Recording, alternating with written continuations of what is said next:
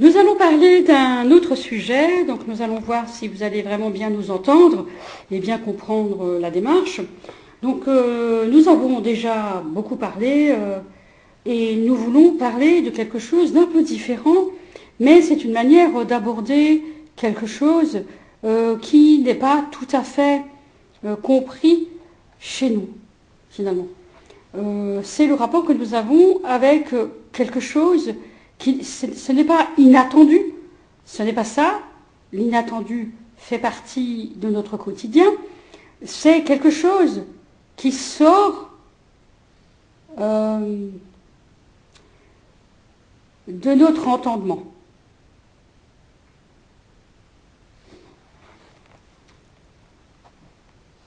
Oui, c'est ça. Donc, dans le livre d'Emmanuel Kant, Critique de la raison pure, il est souvent question de ça. Oui, c'est vrai. C'est logique. Oui, mais... Donc, nous avons choisi de lire un passage de Critique de la raison pure parce que nous allons parler de l'intuition. Et nous allons parler de l'espace, donc notre environnement, oui. Et alors, donc nous avions déjà lu ce passage, oui, et nous avions ces gens de la Grande Ariane qui disent qu'ils ont commencé une étude sur quelque chose comme il faut que tout change en relatif et en absolu. Alors, ils ont dit non, c'est pas ça. Permettre deux manières d'être à 20 millions de personnes. Alors, ils disent non, c'est pas ça. Ensuite, ils précisent donc une étude sur l'espace sans voiture. L'espace seul. L'espace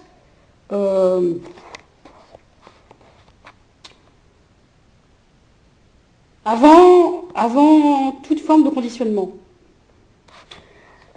L'espace perçu, l'espace d'avant, l'espace singé, l'espace colo.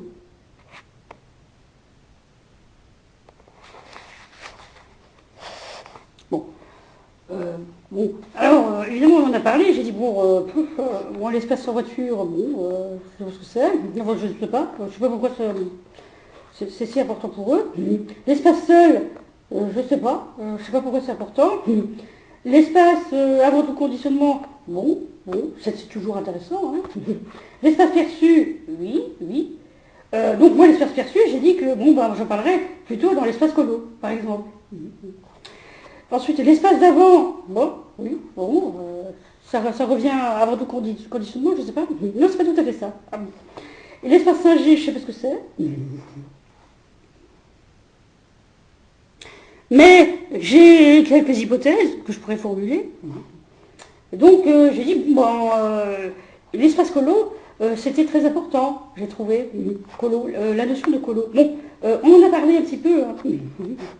Ensuite, j'ai dit, il faut poser quelque chose avant tout ça, parce que je dis, vous parlez de l'espace, de l'environnement, donc j'ai dit, posons l'absence d'études sérieuses sur le concept du terrain.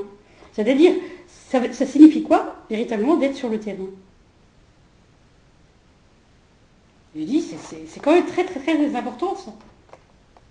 Je veux dire, parce que ils ont tendance, je trouve, ces scientifiques, à poser tout de suite leur laboratoire, même à ciel ouvert, je veux dire.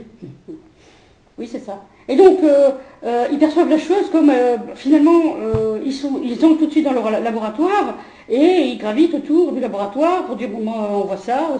Bon, malgré tout, ce n'est pas le terrain.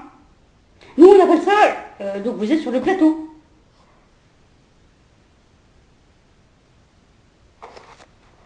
Alors évidemment, ils vont se défendre, on dit, c'est pas vrai. Donc, mais c'est une notion extrêmement importante, je trouve, la science du terrain. Personne s'est posé la question, je trouve, cette notion-là. Mais, donc, nous allons commencer, je vais préciser, il y a des interlocuteurs, non, ce ne sont pas des interlocuteurs, ce sont des personnes qui interrompent de manière intempestive, oui, ce qu'on est en train de faire, c'est pas du tout ce qu'on est en train de faire, et alors on entend, qu'est-ce que c'est? Pourquoi est-ce qu'ils veulent s'en mêler de ce qu'on est en train de faire? Vous savez pas du tout de quoi il s'agit, vous savez pas du tout de ce qu'on va dire. Bien, donc nous avons un petit travail, une petite étude que nous voulions faire, enfin étude ça s'appelle pas comme ça, mais ce mot est à la mode. Pourquoi pas, disons une étude sur le Glasgow, oui, Glasgow. Et on a trouvé que c'était extrêmement important de revenir, peut-être, sur quelque chose sur Glasgow, qui finalement se retrouve aussi à Mulhouse, par exemple. Et donc nous savons que William Boyd, par exemple, c'est un écrivain, qui a fait ses études à Glasgow, et de manière très surprenante, parce que bon, nous on dit, bon, Glasgow, c'est pas très... Enfin, pour les touristes qu'on pourrait être, Glasgow, c'est pas un haut lieu touristique pour nous. Je veux dire, c'est une ville difficile à... Je veux dire... à penser comme une ville attrayante, une ville où il fait bon vivre. C'est une ville, la ville des banlieues, c'est la ville, oui c'est ça.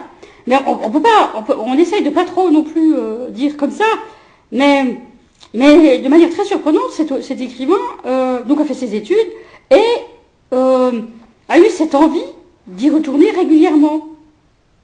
Il fallait qu'il y retourne une fois par an. Oui, c'est ça. Une ou deux, enfin, une fois par an au moins, oui. Oui. Donc j'ai trouvé que c'était intéressant. Oui, parce que pour nous, Glasgow, c'est un espace très limité quand on est à Glasgow. Mais si on va à Glasgow, ce n'est pas Glasgow qu'on trouve forcément. C'est parfois quelque chose de très surprenant qui nous paraît beaucoup plus attrayant que d'être à Londres. C'est une façon de vivre, de se sentir moins oppressé, par exemple, que d'être à Londres. Puisqu'on se sent beaucoup plus proche de notre liberté, finalement, que d'être à Londres. C'est ça que je voulais dire. Et c'est ça qui me manquait parfois à Londres. Mais Glasgow, c'est toujours la ville la plus difficile. Manchester, c'est aussi difficile. Je vous demande de pas intervenir. Glasgow est une ville extrêmement difficile.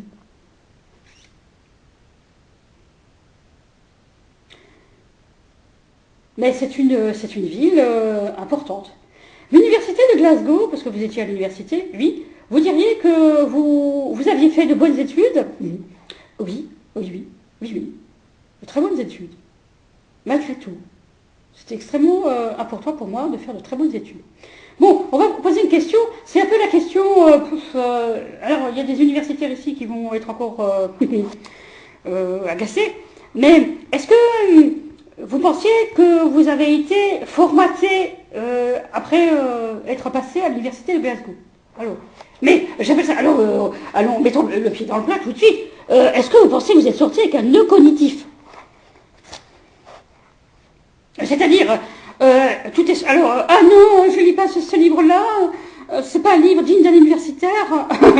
Je veux dire, ah non, c'est pas comme ça qu'il faut penser. Oui, non, pas du tout, pas du tout.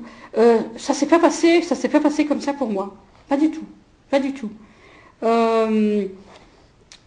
Je veux dire, parce que quand on parle de l'espace, à un moment donné, l'espace se déploie aussi à l'intérieur d'un édifice. Ça peut être un ciel ouvert ou ça peut être à l'intérieur d'un édifice. Et quelque chose se produit. Et on le perçoit ou on ne le perçoit pas. Je veux dire.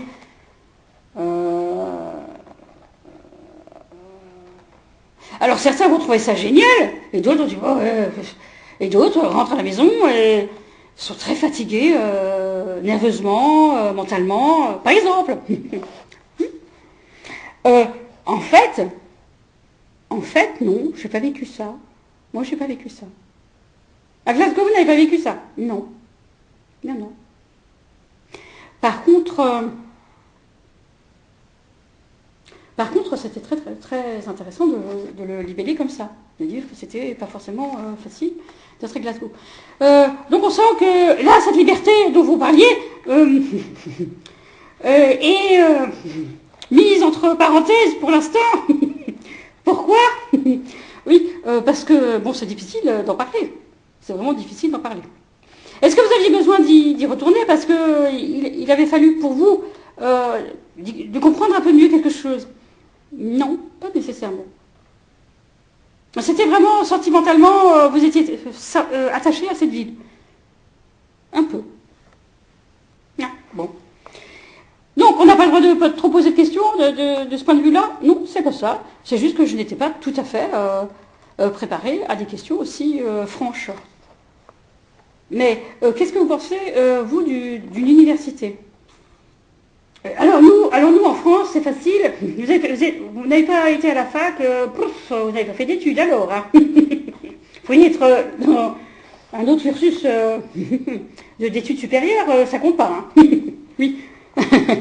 Oui, vous êtes du prolétariat, toujours. Tant pis pour vous. Oui, c'est ça. Oui, c'est ça. Vous savez donc pas lire. Hein? Vous n'avez pas les documents. Hein? Oui, c'est ça. Oui, c'est ça. Mais c'est-à-dire, vous n'êtes pas dans la recherche. Vous pouvez pas. Oui, ah ben oui. Hein? Oui. Donc, et donc on n'est jamais crédible, jamais légitime quand après, vous avez beau avoir de l'expérience, vous avez beau être, justement vous étiez sur le terrain, mais qu'est-ce que vous faisiez sur le terrain? Il n'y a pas. C'est un peu ce que disait Nigel Barley, oui, bon, c'était très bien l'attraction. Oui, mais oui, c'est un peu ça. Quoi, le terrain? C'est pas beau. Ça c'est donc à l'université. Hein? Mais le problème, c'est que c'est un peu comme ça, c'est un peu comme ça qu'on peut singer l'université. Oui, là, évidemment, ils se défendent tout le temps. Je veux dire, ils ont toujours droit à la parole. Alors, bon, pour une fois, on pourrait dire quelque chose. Hein. Oui, c'est vrai. Ils publient. Hein. Oui, bon. Oui, tout à fait. Je veux dire, en termes de communication, ils sont largement.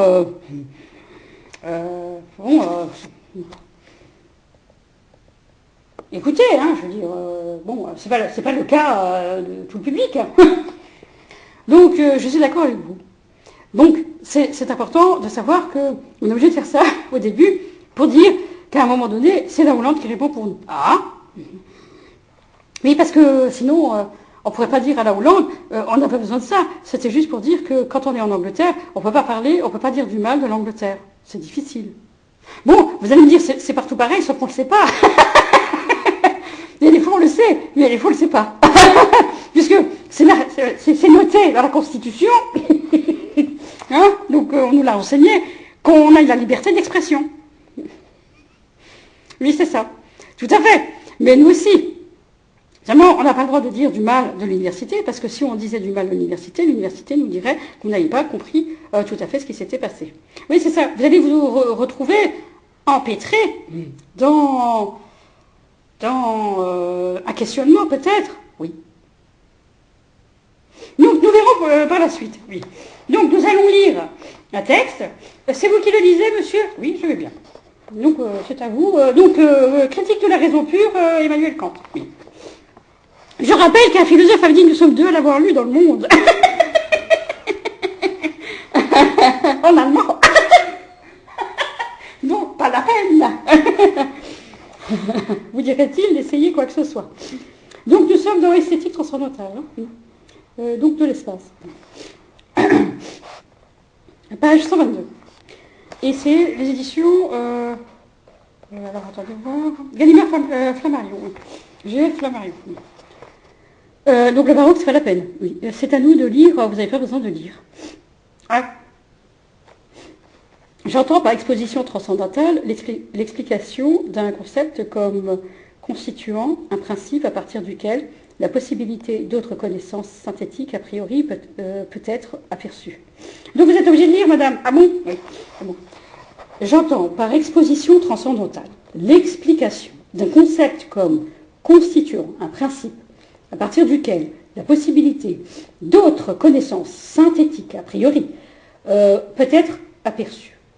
À cette fin, il est requis 1. Qu'effectivement des connaissances de ce genre découlent du concept donné. 2. Que ces connaissances ne soient possibles que sous la supposition d'un type d'explication donné de ce concept. La géométrie est une science qui détermine synthétiquement, et cependant a priori, les propriétés de l'espace. Que doit donc être la représentation de l'espace pour qu'une telle connaissance en soit possible? Il faut qu'il soit originairement une intuition. Car à partir d'un simple concept ne se peuvent tirer des propositions qui dépassent le concept. Ce qui se produit pourtant en géométrie. Donc il fait référence à l'introduction 5. Oui, voilà. Je ne sais pas si c'est chapitre 5. Oui. Ensuite, cela dit, cette intuition doit nécessairement se rencontrer en nous, a priori, c'est-à-dire avant toute perception d'un objet. Il faut, par conséquent, qu'elle soit intuition pure et non pas empirique. Car les propositions géométriques sont toutes apodictiques, c'est-à-dire qui est adjointe la conscience de leur nécessité, comme c'est le cas, par exemple, pour celle selon laquelle l'espace n'a que 3 dimensions. Mais de semblables propositions ne peuvent être des jugements empiriques ou d'expérience, ni se trouver conclus à partir de tels jugements. Donc introduction, chapitre 2. Oui. Enfin, c'est partie 2. Voilà. Donc page 122, il a été difficile de lire. Ces personnes font C'est affreux, affreux. Bien, nous avons essayé de le lire. Hein. Donc, c'est Critique de la raison pure, Emmanuel Kant. Bien. Donc, il y a quelque chose qui... Nous, le Maroc, vous allez vous éloigner rapidement. Ce qui est important pour moi, par rapport à l'intuition, a priori, par rapport à ça, vous, le Maroc, je ne sais pas ce que c'est le Maroc qui tient le crachoir dans cette salle dont on ne soupçonne même pas l'existence.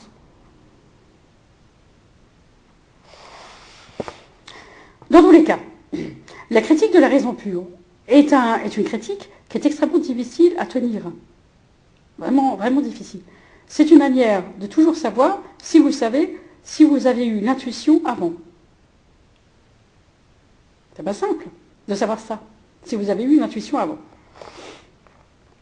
Donc, il y a des fois, vous le savez après. C'est pas forcément après. Quand on est sur le terrain, on l'a avant. Et vous le sentez. Oh oui, bien sûr, bien sûr. Bien sûr.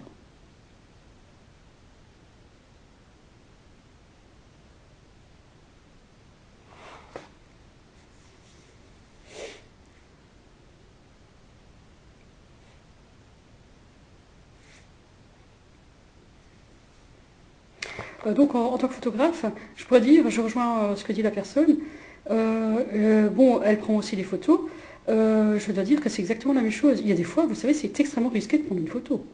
Je veux dire, effectivement, on est sur le terrain, c'est extrêmement difficile, ça peut être un lieu tout à fait banal, mais ça peut être extrêmement difficile de prendre une photo, extrêmement difficile. On le sait avant, mais vraiment avant. Mais je ne pourrais pas vous dire pourquoi, mais on le sait, c'est compliqué de prendre la photo.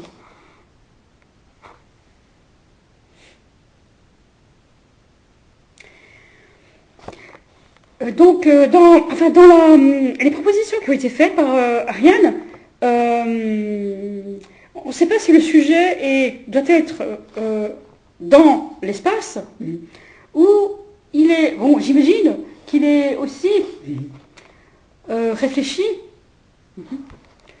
hors de l'espace donné, hors de l'espace défini. Je ne pense pas. Je pense que le sujet doit être dans l'espace.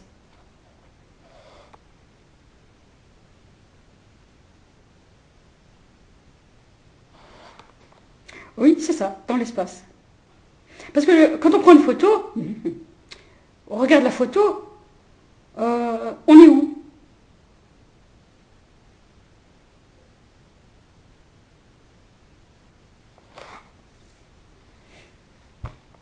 C'est une très bonne question. Pour critique de la raison pure,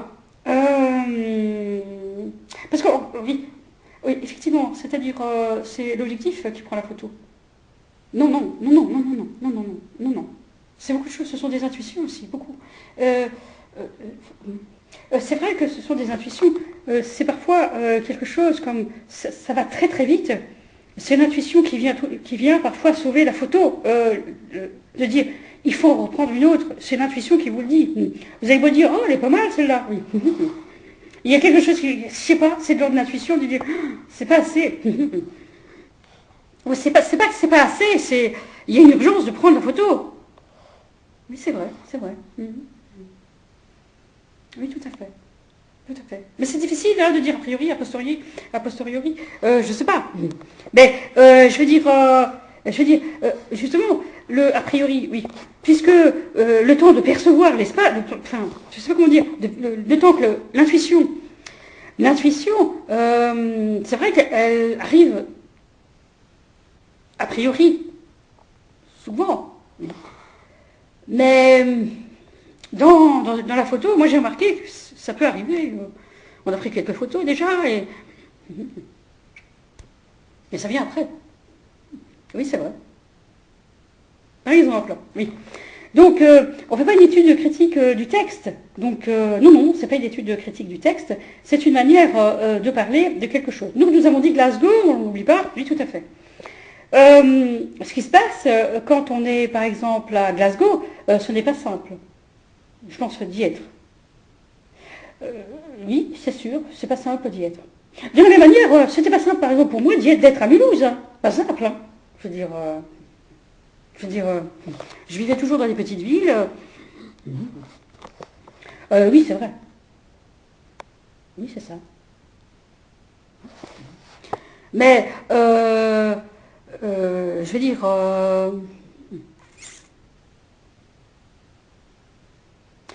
donc c'est vrai que il y a des rues oui, où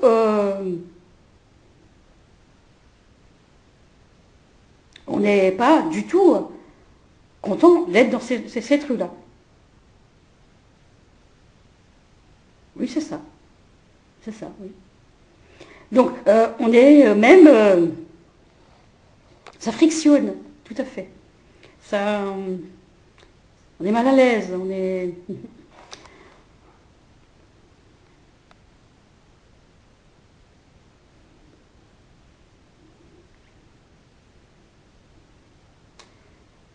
Oui, oui, tout à fait.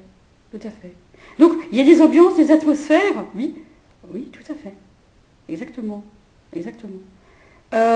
Mais c'est parfois très, très difficile de percevoir parfois que la photo peut être très bonne dans un environnement très joli et très mauvaise dans un environnement très laid. C'est pas parce que l'environnement est très laid que nous aurons de bonnes photos. Oui, c'est ça. Oui, tout à fait. Oui, c'est-à-dire le temps de s'acclimater à l'environnement qui n'est pas beau du tout. C'est-à-dire, est-ce que le photographe doit se sentir l'habitant de cette ville pour prendre des photos ou alors, justement, alors, il n'y a plus ce regard nouveau, neuf sur la ville. Non, non, c'est pas ça, c'est pas ça. Je pense que oui, je pense qu'il faut rester très longtemps dans une ville pour pouvoir prendre une photo. Et moi, c'est pas évident. Pas beaucoup de monde.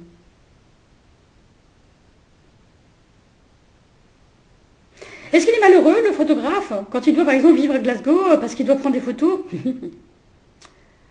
euh, Non, non, je pense pas. On n'est pas malheureux. C'est pas être malheureux. C'est.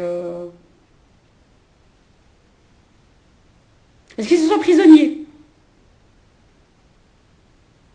Peut-être, parfois.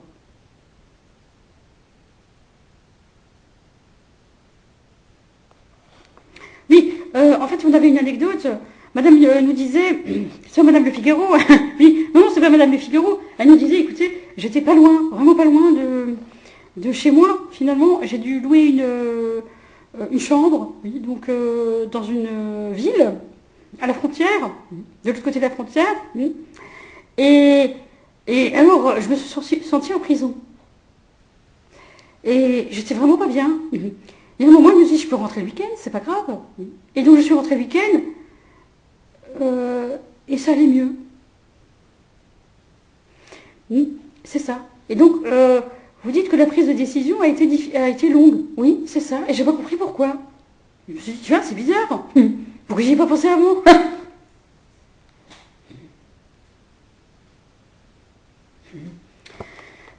Oui, c'est vrai. Tout à fait. Nous est arrivé beaucoup de choses de cette façon-là. Je veux dire, parfois on arrive dans des lieux, franchement, c'est pas forcément ce dont on a envie de parler, ce qu'on a envie de photographier. C'est pas forcément ça. Mais Glasgow est une ville extrêmement difficile. Parce qu'on ne peut pas approcher quelque chose qui n'est pas à savoir. Vraiment pas. D'après ce que je comprends. Mais si c'est pas à savoir, on arrive à le voir. Beaucoup de fois.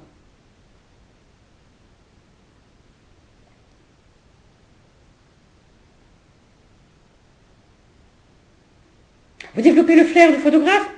C'est pas le flair du photographe. L'intuition, je veux dire. Ah non. Alors peut-être. Alors oui. Oui, oui. Oui, oui. Oui. Et William Boyd, vous étiez... Enfin, on dit William Boyd. Oui, c'est ça. Tout à fait. Vous étiez, alors, écrivain déjà à l'université? Pour y être resté déjà aussi de nombreuses années et vouloir y retourner?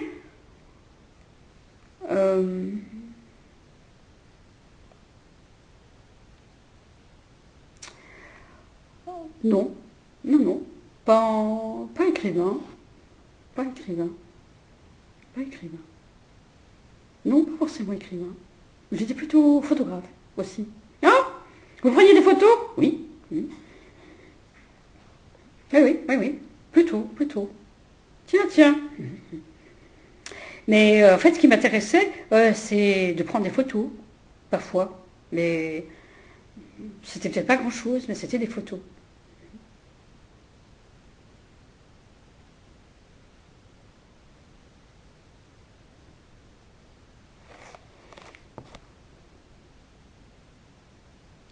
Et donc, c'est ça que je voulais prendre, des photos, souvent.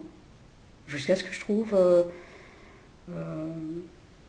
ma manière de ne pas en parler, par exemple.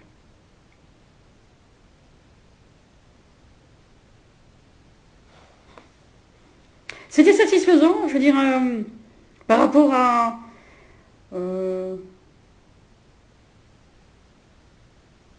peut-être le fardeau que vous deviez porter, ou... C'est pas faux de dire ça, le fardeau. C'était pas toujours satisfaisant, pas toujours.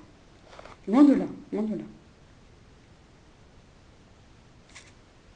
C'est fatigant de prendre des photos?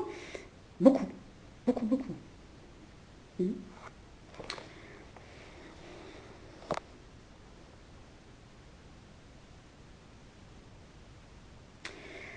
Est-ce que, donc, l'intuition, est-ce que vous pensez que, c'est-à-dire, parce que, donc, l'espace, avant tout conditionnement, est-ce que vous avez une intuition que quand,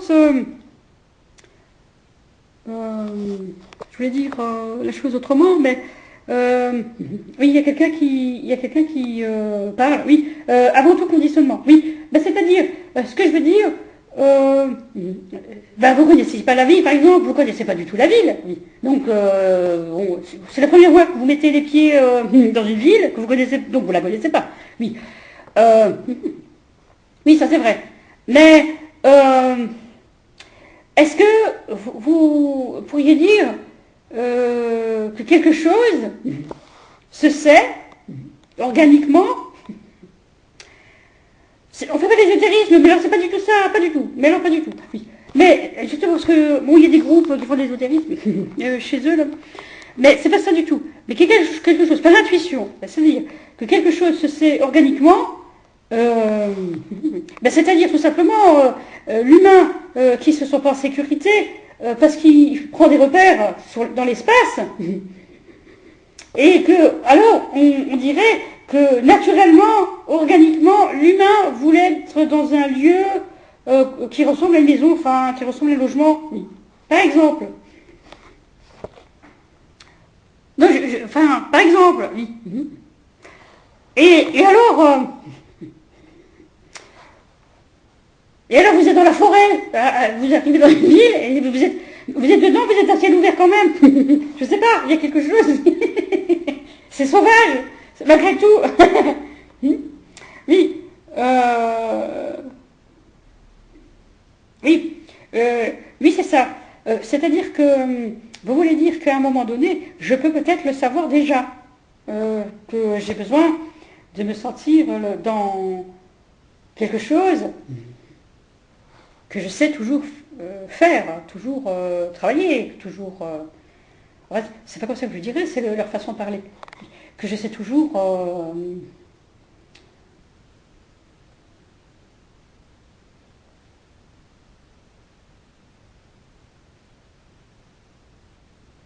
répondre, oui, oui. Appréhender. Et à un moment, quand on ne sait pas, on ne sait pas. Oui, c'est ça. C'est ça. Il y a quelque chose de très surprenant dans ce que... Enfin, très surprenant, non, c'est pas surprenant, il ne faut jamais surprendre les Kant. Mais quand il dit que ces connaissances ne soient possibles que sous la supposition d'un type d'explication donnée de ce concept, et qui disent... donc, exposition transcendantale, transcendantale, il dit. Connaissance de ce genre découle du concept donné. Oui, qu'effectivement, des connaissances de ce genre découlent du concept donné. Donc, il y a quelque chose qui est posé au début pour dire son étude. Oui, qu'à un moment donné, vous ne pouvez pas aborder certaines choses si vous n'avez pas le concept. Et c'est ça. C'est-à-dire, justement, quelque part on est en train de dire, mais qu'êtes-vous en train de faire? Lire Critique de la raison pure d'Emmanuel Kant? Vous mais c'est-à-dire, c'est comme s'il y avait des grands savants, des grands qui ont fait de l'exploration, mais de haut vol. Oui, tout à fait. Et de ce fait, ont eu la grande transcendance du conceptuel, et ce faisant, marche doucement dans ses explications, en étant averti de beaucoup de choses, en s'écoutant beaucoup par rapport à l'intuition, par exemple, en disant oui, l'intuition, est-ce que vous avez vraiment travaillé, est-ce que vous avez vraiment la chose qui peuvent apporter pour dire c'est l'intuition? Parce qu'eux le diront ils sauront nous questionner, et ils sauront nous parler, et à un moment ils disent oui, c'est l'intuition. Et à un moment, ils pourraient nous dire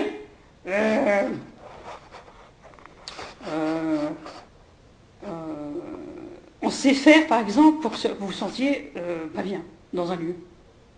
Par exemple. Ça, c'est très intéressant ce que vous dites. Oui. Comment, il dirait, comment vous faites la part des choses? Puisque ce sont des environnements qu'ils savent poser, des espaces qu'ils savent créer. Parce que là, ils disent l'espace singé, l'espace perçu, l'espace singé. Bon, l'espace colo.